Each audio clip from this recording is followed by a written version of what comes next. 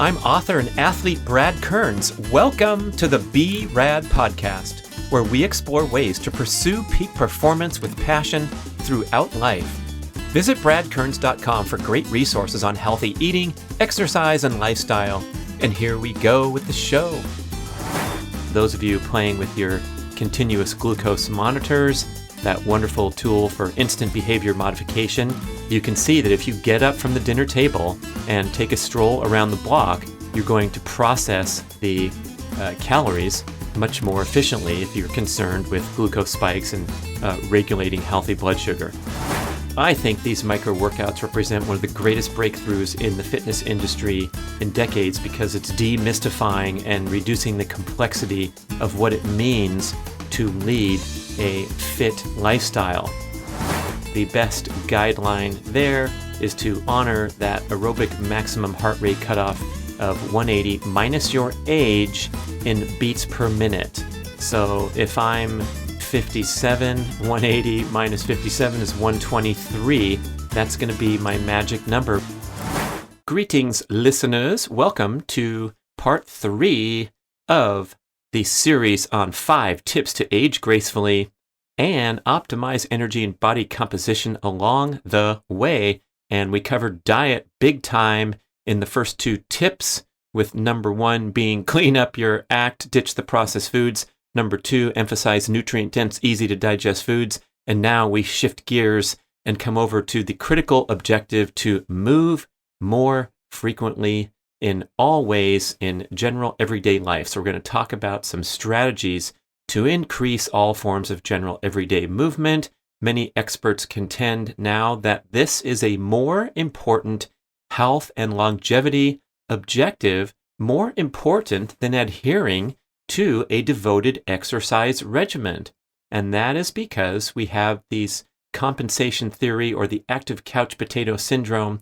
And these are ideas suggesting that even if you adhere to a devoted exercise regimen, but have a lot of sedentary influences overall in other areas of life, it can somewhat negate the benefits of going out there and exercising for an hour a day. We have to consider that there's 168 hours total in a week. So if you are slogging around and not moving much for hours and hours on end, day after day, you will not be saved by slamming in the gym for an hour or getting out there on the roads and running your 25 miles a week or whatever. And it sounds obvious and kind of silly to make this assertion, but unfortunately, there seems to be a prominence of what Katy Bowman calls the lazy athlete mentality, where you are walking around carrying a hall pass to find ways to become lazier in general everyday life as opposed to more active and looking for ways to be energetic and peppy and moving more. And I can certainly relate to this concept because when I was a professional triathlete and training for hours and hours every day, I was incredibly lazy if I was not swimming, biking, or running. And my favorite anecdote to describe this was how every day I would get in my car and drive 0.6 of a mile to the mailbox to get the mail, rather than, for example, take a nice evening stroll or ride my bike. There was a big hill in between my house and the mailbox, but it's kind of silly to think of someone who had ridden 50 miles that day or 85 miles that day or run 12 miles. I couldn't put one foot in front of the other to go get the mail. But it was really the excess energy expenditure in the formal workouts that left me pretty exhausted for the other aspects of daily life. And that's where this compensation theory kicks in, is if you over-exercise, if you embark on a training regimen that's too strenuous, you are definitely going to find ways to economize and feel lazy over the course of the day. And in concert with that, in many cases, you have a tendency to overeat because the body does not like to become exhausted and depleted by excess energy expenditure in the form of an overly stressful exercise regimen. So you turn into a lazy, overeating, quote-unquote athlete who's putting in the good workouts, but overall does not contribute to health and longevity outcomes, as well as just moving more and doing a lot of it at a comfortable pace so it's not too strenuous. And that's pretty much back to what the primal blueprint fitness laws are trying to convey, where we talk about move frequently at a slow pace, lift heavy things, and sprint once in a while to honor our genetics more so than a lot of the modern exercise patterns, which often feature a succession of overly stressful workouts. And so you get this chronic exercise pattern that leads to the compensations in general everyday life. So before we even talk about the high intensity training, which is tip number 4, we're going to talk about finding ways to move more. And the centerpiece objective in this category would be walking, the quintessential form of human locomotion. So many fantastic health benefits, no health or burnout risks, because walking by definition is not that strenuous. Of course, a brisk walk, especially if you're unfit, you can get your heart rate up there, possibly even above the aerobic cutoff. So we don't want to go crazy with brisk walking if you're out of shape. But what we're talking about here is just locomotion as opposed to getting behind the wheel of a vehicle. So it's because we have so many comforts, conveniences, and built-in optimizations these days, we have to manufacture opportunities to walk more. And sometimes this requires getting cute. Dr. Kelly Starrett in my podcast many years ago was talking about how they park their car a mile away from the elementary school and hoof it in with their kids to get that daily walking objective.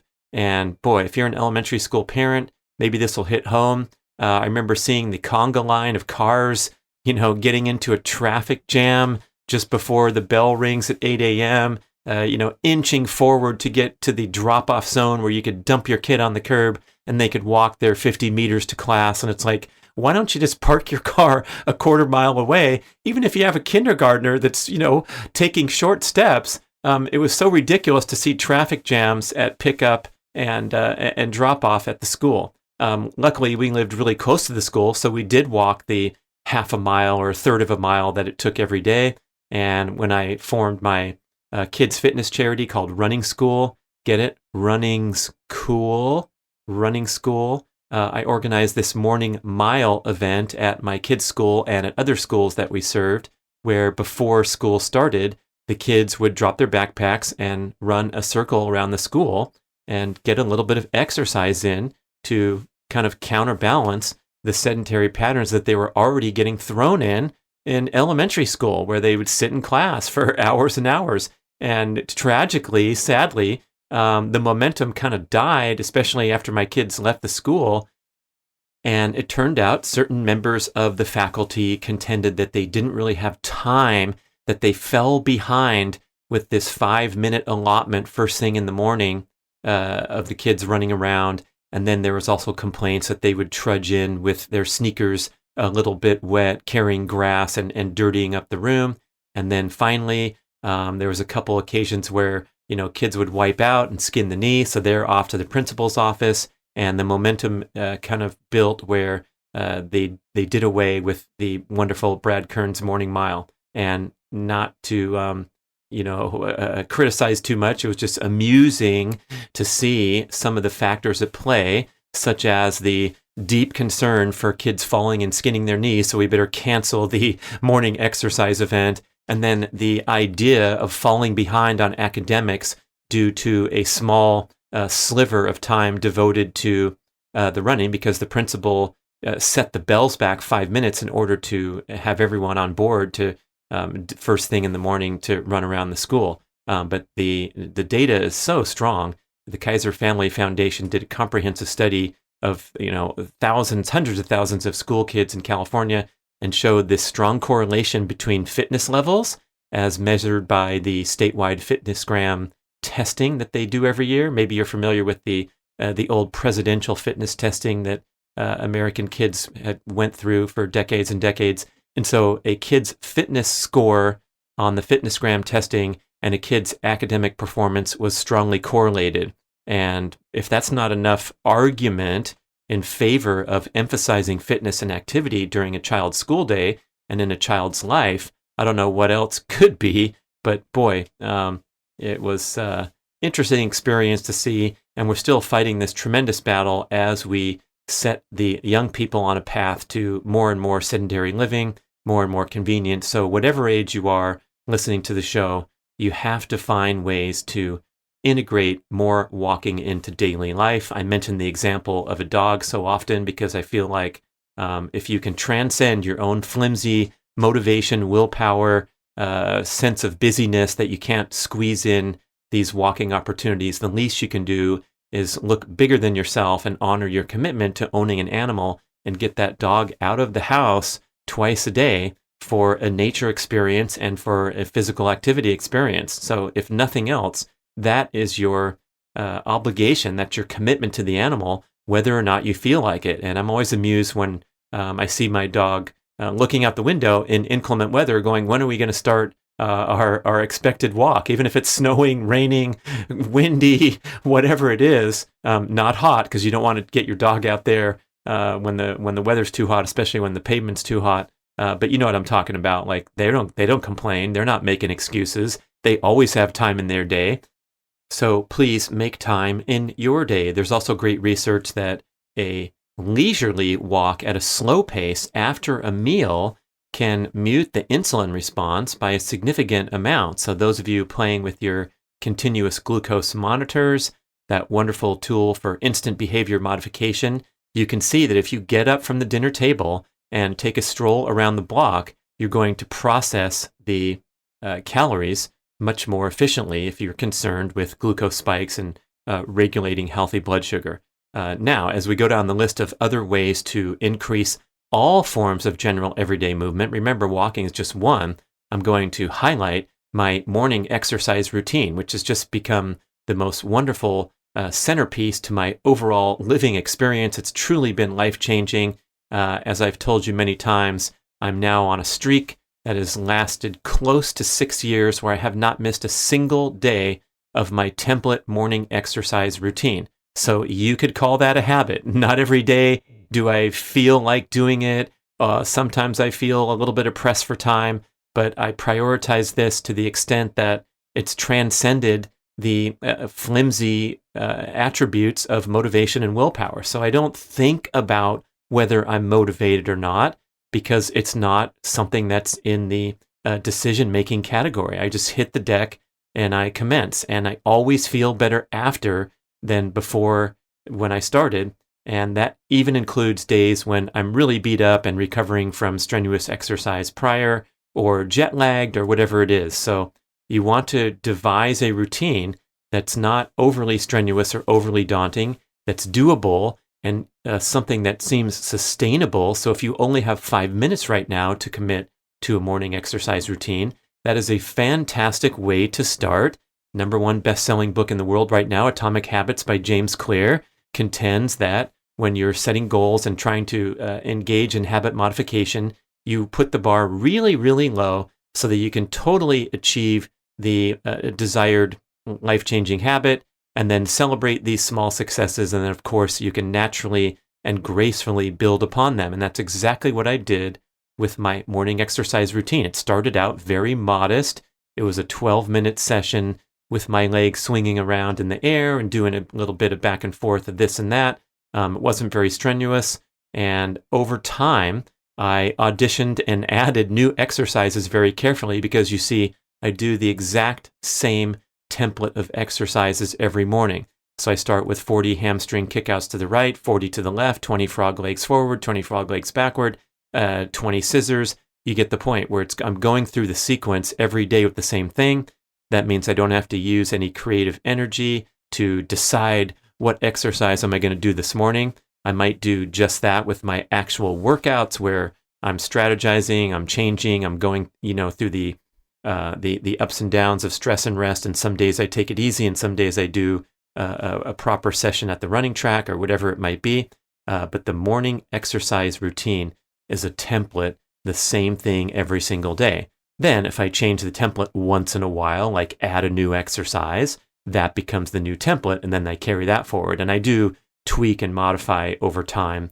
And over time, in the last 6 years, the routine has now grown to be a quite ambitious minimum 40 minutes. Usually I add on something to the end where I'm just dedicating the first hour of my day every single day to exercise. And that works really well for me. There's a lot of research supporting the idea that something that you do first thing in the morning has the most powerful effects for habit modification and for improving focus, discipline, and those other peak performance attributes carrying forward into the rest of your day. So here's a huge vote for doing something first thing in the morning. And of course, it can be many life benefiting things. It could be a meditation session. It could be getting out your gratitude journal and making a few notes there. But I'm strongly in favor of doing something physical because I believe it also helps you energize naturally in the morning when a lot of us could definitely use that. And this includes the component of getting outdoors and exposing yourself to direct light. Not has to be sunny outside, but it's direct sunlight. It could be through the clouds. It could be a cloudy, rainy day even, but still that will have a profound effect on setting your circadian rhythm optimally. So what I do is I get up, I go outdoors, whatever the weather is. If it's snowing and freezing cold, I'll be doing my exercise through an open sliding door in the kitchen so I can still get direct light exposure. Do the best you can. Of course, if it's super, super cold, you're not going to be doing it outside, but you can take a minute or two to expose yourself to sunlight and then do your workout routine in an appropriate venue. And boy, there's nothing that sets the tone for an active day like starting your day with activity and kind of programming your brain to say, I'm going to be alert, I'm going to be energized, I'm going to be on the move. So that's the morning exercise routine, pairing with finding ways to walk more anytime, any place, and especially when it comes to breaking up prolonged periods of stillness and cognitive function in front of the screen. The brain research suggests that we can only truly concentrate on a peak cognitive task for around 20 minutes at a time before we zone out a little bit and require a little bit of cognitive refreshment, turning away from the intense task and refreshing those brain neurons, refreshing the sodium, potassium pumps in the brain by just cooling out a little bit rather than grinding away for 2.5 hours straight on some important project. You're just not going to perform as well as if you were to take a minute here, a minute there, maybe 5 minutes at the top of the hour, every hour throughout the day to get away from your desk and move your body physically through space, ideally, again, getting outdoors, exposing yourself to fresh air and direct sunlight. But we absolutely desperately need these breaks from stillness and from cognitive focus. And the best way to do that would be to get up and walk, but you can also throw in some brief, explosive, difficult, challenging efforts in the form of micro workouts. The best example, if you're right there in your cubicle, you don't have time, you don't have a lot of logistics around, but you can certainly drop for a set of 20 deep squats right there in your workspace as a break from peak cognitive task and stillness. And even if you're in good shape, doing 20 squats starts to get pretty strenuous when you get to 17, 18, 19. You're burning a little bit, you're feeling it. So that is a great way to not only boost your fitness level, especially the cumulative effects over time, but get the blood flowing, get the brain refreshed, and keep your energy and your motivation and your focus high throughout a prolonged stint at the workplace. So I think these micro workouts represent one of the greatest breakthroughs in the fitness industry in decades because it's demystifying and reducing the complexity of what it means to lead a fit lifestyle. And so many of us, you heard this a lot during quarantine, where people said, yeah, I got out of shape and I gained weight because my gym closed. And I'm like, it's like, what are you talking about? You don't need a gym to stay in shape. And fortunately, a lot of people embrace the idea of home fitness experience. The sales of the home-based fitness products skyrocketed during quarantine, and people realized that anything can represent a fitness venue. And so for a very minimal investment, like I think I even wrote a blog post about this where you have your $27 for a pull-up bar, I like the stretch tubing that you hang off the pull-up bar, stretch cords, they're called. They're like $50. You can start to accumulate the mini bands are, $12. You can start to accumulate some contraptions that can be right there in your airspace and in your visual field, also important every day, that you can grab and perform a very significant and impressive micro workout. So I can pull the stretch cords doing a variety of upper body sequences and make it a very strenuous experience that lasts for 5 minutes and basically gives me a total upper body workout. Same with the mini bands, a few trips up and down the hall, doing the monster walks or doing the ballet dancer or the shuffle, the different moves that you can do. And I demonstrate a lot of these in my morning routine online course. Boy, that'll light you up and get those quads, get those glutes firing like nothing else. And so again, these are the devotion of like a minute or two of your precious time throughout the day to sprinkle in micro workouts. And over time, they have a fantastic cumulative effect on your fitness level. They will elevate the fitness level from which you launch all of your formal workouts and also have those immediate benefits to getting the blood flowing, keeping your energy high, keeping your glucose tolerance good so you're not kind of zoning out and going and craving a snack. That's a sign that you've been sitting too long and that your metabolism is even being compromised because you've been sitting there for an hour or 2 hours straight without moving. So we have the finding ways to walk. We have the morning exercise routine, a devoted template exercise routine that you commit to every single day. We have the micro workouts. And then, of course, we have the formal exercise sessions that will fall into this category of general everyday movement. And that is the comfortably paced cardiovascular. So if you love doing the exercise bike and watching TV at the gym or climbing on the stairs or actual jogging on the trails or in the parks on the roads, this can contribute to your daily movement objective wonderfully, of course. But if you are devoted to regular pedaling through the neighborhood or jogging, just be careful not to overdo it. And the best guideline there is to honor that aerobic maximum heart rate cutoff of 180 minus your age in beats per minute.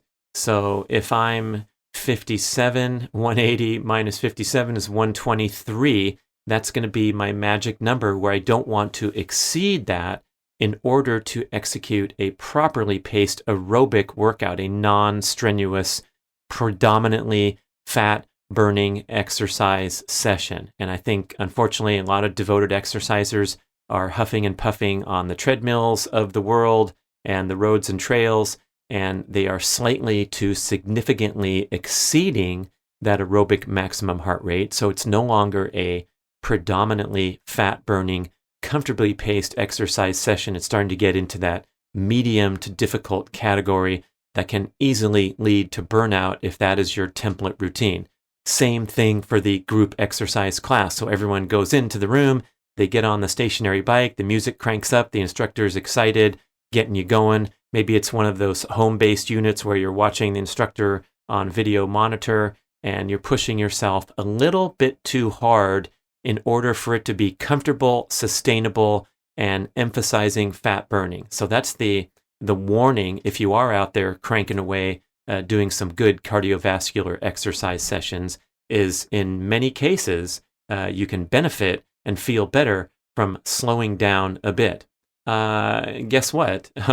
The foam rolling and self-myofascial release also counts toward your movement objectives because you are moving your muscles and tissues through range of motion. You're probably elevating your breathing and you're exerting yourself a little bit if you're doing a proper foam rolling session. So even if you're sitting around relaxing, watching streaming entertainment, you can get down on the ground and go through some nice, enjoyable foam rolling, get those muscles going, and that counts too. And speaking of sitting on the ground, we have this whole concept of ancestral resting positions or archetypal resting positions.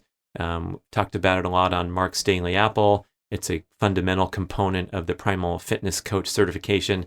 But there's great research showing that interacting with the ground, with your skeleton and supporting your weight on something other than a chair or a sofa has some nice benefits for your musculoskeletal system. It's called ground reaction force.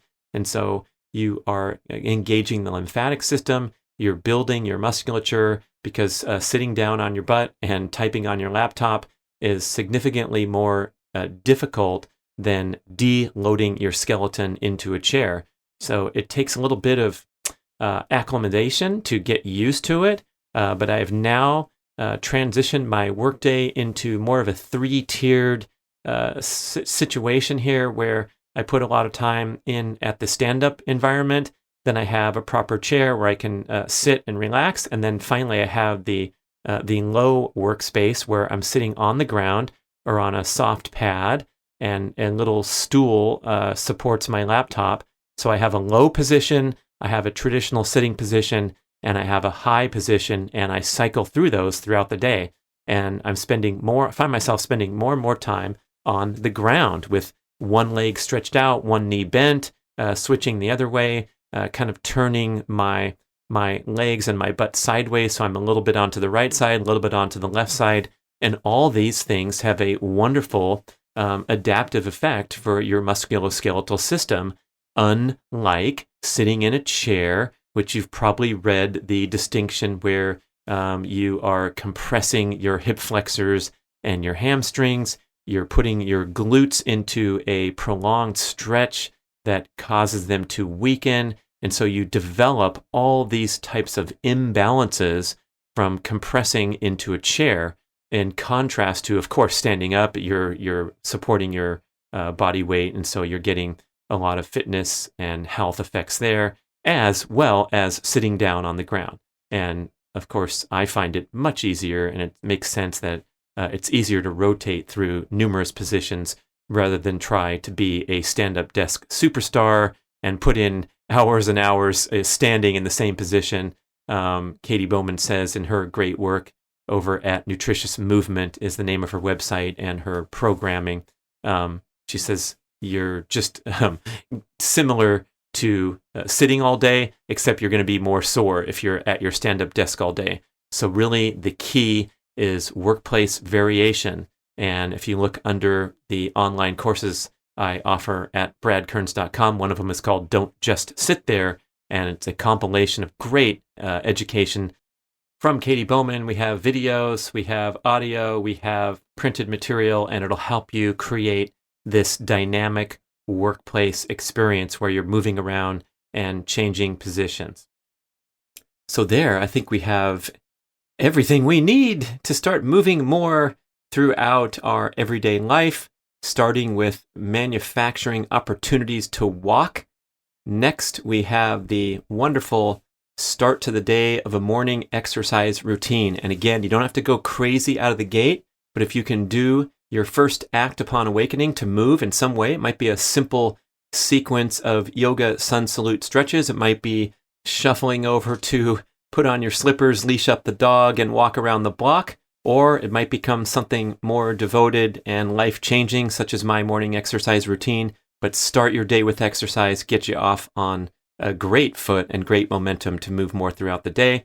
We talked about the wonderful benefits of micro workouts, where you accumulate fitness benefits without the risks and the downside of the overtraining patterns that are so common among devoted fitness enthusiasts out on the road and in the gym. So just busting out a set of squats here and there, and especially, as I mentioned briefly, putting opportunities right in your visual field, so that kettlebell becomes a doorstop and the mini bands are hanging around the doorknob, and you can put up rules, guidelines, sticky note reminders, commitments such as, hey, you're going to do 40 squats before you leave the office every single day, or you're going to walk up 3 flights of stairs to the 10th floor and walk back down every single day. Things like that that have some significance and accountability for you, so that they just become part of habit. And if they're easy and doable, not too strenuous, not too time consuming, that's when they can get integrated into a true habit. So we talked about the micro workouts. Of course, the formal cardiovascular exercise sessions conducted at the appropriate heart rate in the aerobic zone of 180 minus your age. And in beats per minute, we don't want to exceed that. It's a very, very comfortable pace, by the way, so it might be a little frustrating if you're used to jumping on your exercise bike and getting that heart rate up and listening to the music and getting a nice sweat going. So that's sort of a different category of workout than this objective to move at a comfortable pace and build that aerobic system without that higher intensity and the other fitness stimulations that occur when you're pushing yourself a little bit. So we have the formal workouts, and then finally some complementary movements such as foam rolling. And I also should mention formal practices such as going and taking a yoga class or Pilates class or watching a video. And again, if it's seeming to be difficult for you to adhere to a routine that you dream of, tone things down a little bit. You're allowed to take a 5-minute yoga class on the days that you don't drive across town and get into the wonderful 1-hour session with the great instructor. But just sprinkle in more opportunities to move more throughout life. And then you are dialed in with tip number 3 of the 5 tips to age gracefully and optimize energy and body composition. Thanks for listening. Coming up is the section about high intensity training. And finally, the section about stress management. And that will cover a bunch of different topics, starting with sleep. And all in all, we're going to have 5 wonderful shows that you can refer to for years to come to age gracefully. Thank you for listening. Thank you for listening to the show. I love sharing the experience with you and greatly appreciate your support. Please email podcast@bradventures.com with feedback, suggestions, and questions for the Q&A shows. Subscribe to our email list at bradkearns.com for a weekly blast about the published episodes and a wonderful bi-monthly newsletter edition with informative articles and practical tips for all aspects of healthy living. You can also download several awesome free ebooks when you subscribe to the email list. And if you could go to the trouble to leave a 5 or 5-star review with Apple Podcasts or wherever else you listen to the shows, that would be super incredibly awesome. It helps raise the profile of the B.rad podcast and attract new listeners. And did you know that you can share a show with a friend or loved one by just hitting a few buttons in your player and firing off a text message? My awesome podcast player called Overcast allows you to actually record a soundbite excerpt from the episode you're listening to and fire it off with a quick text message. Thank you so much for spreading the word. And remember, be rad.